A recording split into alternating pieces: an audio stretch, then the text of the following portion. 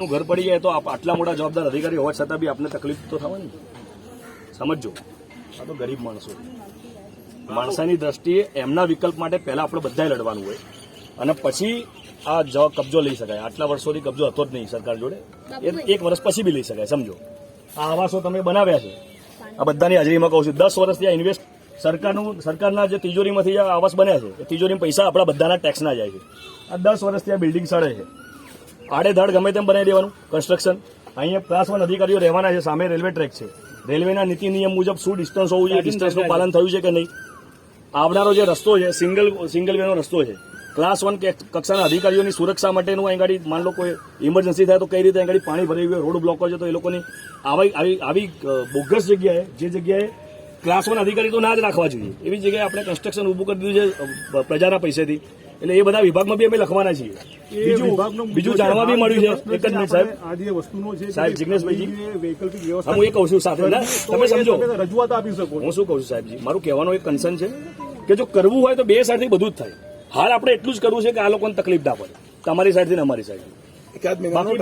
આ પાછળ છે છેલ્લે જે બંગલો હતો, દાદ કરી શકો છો તમે સાહેબજી, કલેક્ટરમાં રજૂઆત કરી શકો છો. મારી જોડે એવા બી એવિડન્સ મળ્યા છે મને કે પાછળ એક બંગલો હતો જૂનો, એ બંગલો તૂટી ગયો 2014માં મેડમ, અને એનું રંગરોગાનનો બિલ જે પાસ કર્યું છે 22 લાખ રૂપિયા 2018માં પાસ થયું છે. એ સીધા 22 લાખ બી ક્યાં કોણ ખાઈ ગયું છે એના વિશે બી અમે તપાસ કરવાના. એટલે અમે બધું કરવા નથી માંગતા. અમારે ખાલી એટલું છે કે આ 5 પરિવારને તમે અમદાવાદના કોઈ બી ખૂણામાં નાના નાનું આવાસ કરી આપો. એવું નથી કે અમે કઈ સામે તમે સમજો અમે શું કહીએ. અમારી કોઈને કર્ણાટક કરવાની ભાવના નથી. જવાબદારી નથી રહેતી વૈકલ્પિક વ્યવસ્થા બાબતે દાદ કરી શકો છો. તમે તમારો અભિપ્રાય આપી શકો ને, તમે તમારો અભિપ્રાય આપી શકો કે ભાઈ ગરીબ પરિવાર છે, અમે તમને એવો અભિપ્રાય આપીએ છીએ કે આ લોકોને કઈ વૈકલ્પિક વ્યવસ્થા કરવા વિનંતી તો તમે કરી શકો ને.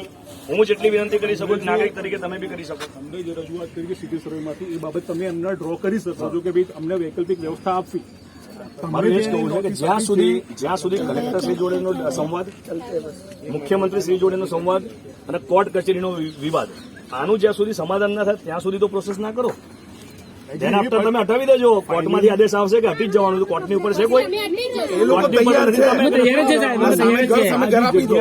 જમીન માલિકી કલેક્ટર શ્રી, હું જાણું છું સાહેબ, એવી કલેક્ટર શ્રીની ઘણી જગ્યાઓ તમને ગુજરાતમાં અમદાવાદમાં બતાવું જ્યાં અસામાજિક માથા ભારે તત્વો અડ્ડો જમીન બેઠા છે અને ત્યાં કોઈથી કશું નહીં તૂટતું. તમને ઓન પેપર બતાવું.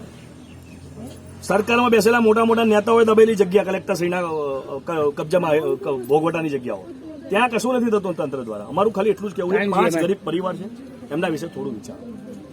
અમે તમારા કોઈના દુશ્મન નથી. તમારા પરિવાર પર કોઈ આપત્તિ આવશે તો બી અમે બધા ઉભા રહીશું. આ પોલીસ મિત્રો માટે બી જયારે તકલીફ પડે છે ત્યારે એમના તમામ વસ્તુ માટે અમે લડ્યા છીએ.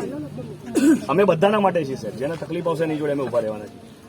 અમારો આટલું થોડો સમયગાળો આપો, વાર્તાલાપનો સમય આપો.